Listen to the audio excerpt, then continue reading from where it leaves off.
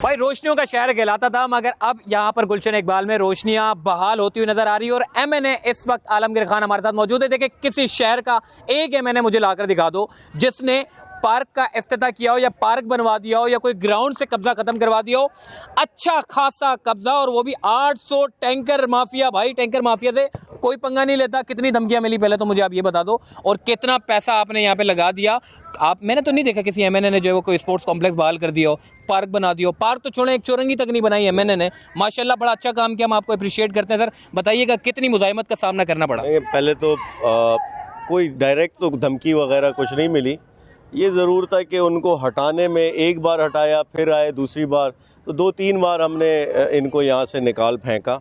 और ऑफरें ज़रूर हुई पैसों की, डायरेक्टली किसी ने नहीं की। मुझे ऐसा नहीं कि मुझ तक डायरेक्ट कोई अप्रोच हुई हो, इनडायरेक्टली लोगों के ज़रिए ऑफ़र्स वगैरह आती, लेकिन मुँह की खानी पड़ी उसमें। दूसरा ये, मैं वज़ीर आज़म, हमारे साबिक़ वज़ीर आज़म इमरान ख़ान, हमारे दिल के वज़ीर आज़म, उनका शुक्रिया अदा करता हूँ। उन्होंने मुझे इस काबिल बनाया, मौका दिया कि मैं यहाँ लोगों की खिदमत कर सकता, और अल्हम्दुलिल्लाह अल्लाह की बरकत से ये बहाल हुआ। अच्छा, अब अफसोस तो नहीं होता यार? वो पैसे वैसे दे रहे थे, आप ले लेते, अच्छा खासा आप बंगले शंगले ही बना लेते, सारे एमएनए बना रहे थे। आपने क्यों इतनी ईमानदारी, आप में कहाँ से आ गई इतनी ईमानदारी? कर लेते, बना लेते, घर वाले खुश हो जाते कि चलो यार कुछ तो आ गया, घर तो बना लिया मैंने बनने के बाद। अगर वो पैसे कब्र में जा सकते होते ना तो मैं ले लेता।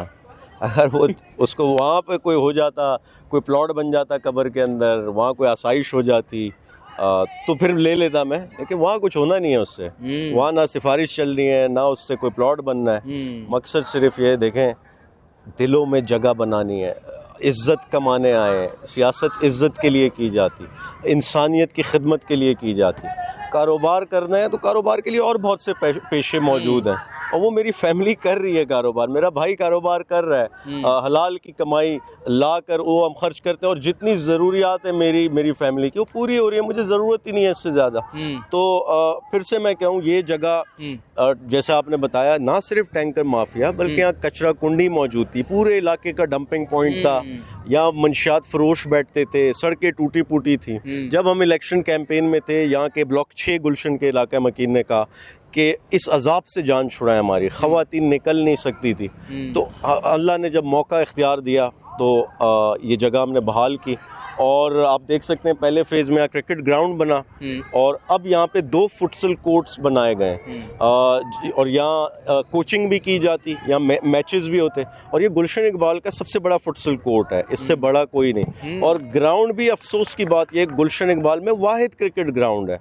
हालांकि 90s में आपने भी यहाँ पे क्रिकेट वगैरह खेली होगी, ग्राउंड मैदान हुआ करते थे जगह जगह, वो सब कब्ज़ा हो गए, कचरा कुंडी बन गई, वहाँ पे चाइना कटिंग माफिया आ गई, और आज बच्चों के पास आउटडोर एक्टिविटी नहीं है। एक तो हालात ख़राब, स्ट्रीट क्राइम उरूज पे, दूसरी तरफ फैसिलिटीज़ अवेलेबल नहीं है। तो ऐसे में ये जगह गुलशन के लिए एक बहुत ही यानी सबके लिए एक बड़ा खुशी का सबब है। क्या बात है आलमगीर भाई, ये आपने सिर्फ इस ग्राउंड की ही नहीं की आपकी टीम ने, बल्कि पूरा रोड भी बनाया। पेवर वाले रोड तो कोई नहीं बनाता, आपने पेवर वाले रोड बनाना शुरू कर दिए। ये तो फिर आदम नहीं होगा दूसरे लोगों को कि यार ये पेवर वाले रोड बना रहे हैं, हम इधर डामर में 2 नंबर ही करते हैं, ये पेवर वाले रोड बना रहे हैं। अच्छा, सबसे अच्छी बात आपने ये की, मेरी टीम की बात की।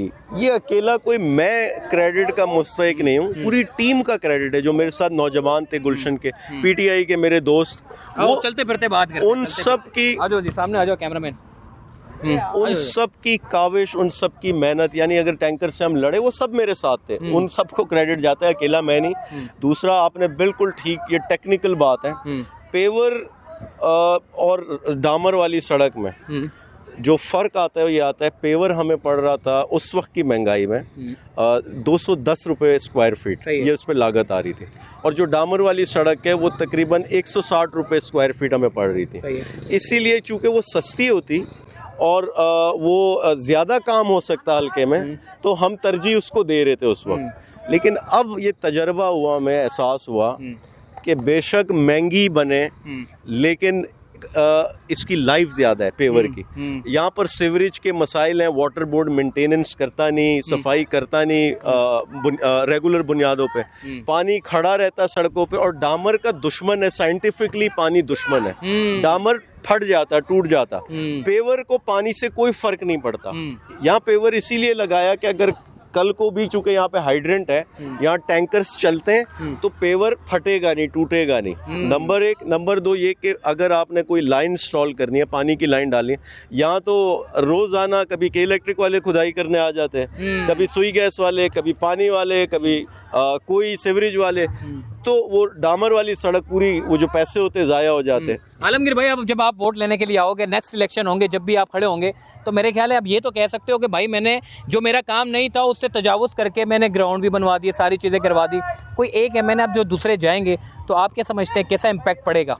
यार देखें मोहसिन भाई, सब ने अपनी जगह अपना अपनी एफर्ट की, अपना काम किया और सब ने बढ़ चढ़ के काम किया।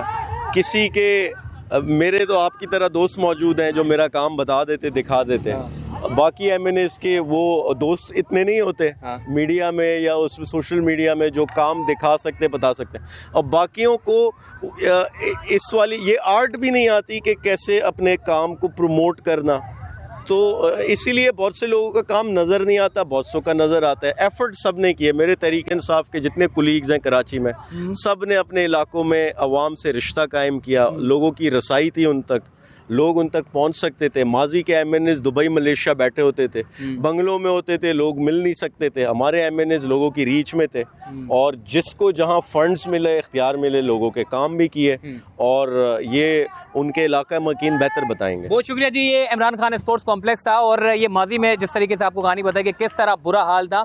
ये जो नौजवान खेल रहे हैं, मुझे याद है सुप्रीम कोर्ट ऑफ पाकिस्तान में जब समाअत होती थी तो चीफ जस्टिस ऑफ पाकिस्तान गुलजार अहमद साहब कहते थे कि कोई एक शख्स तो निकले जो खेले को मैदान को जो है वो बचा सके, कोई एक ऐसा शहरी तो हो जो अपने शहर को ओन कर सके। आज यहाँ पर आकर मुझे बड़ी खुशी हुई कि नौजवान जो है वो हेल्दी एक्टिविटी कर रहे हैं और ये हेल्दी एक्टिविटी करवाने में आलमगीर खान और उसकी पूरी टीम का बड़ा अहम किरदार है, जो कि मैं समझता हूँ कि हर एमएनए को इस तरह से काम करना चाहिए। अपने इलाके में अगर इस तरह के स्पोर्ट्स एक्टिविटी करवाते रहें, पार्क को बचाते रहें, बजाय वो रेजिडेंशियल प्लॉट बनवा दें या फिर कॉन्क्रीट का शहर कराची को जंगल बना दें, तो ये एक्टिविटी सबसे ज़्यादा ज़रूरी है ताकि शहर कराची खूबसूरत हो सके। और आखिर में इन नौजवानों को देख के फिर कह रहा हूँ बड़ी खुशी हो रही है, सबको ऐसे काम करना चाहिए। अल्लाह हाफ़िज़।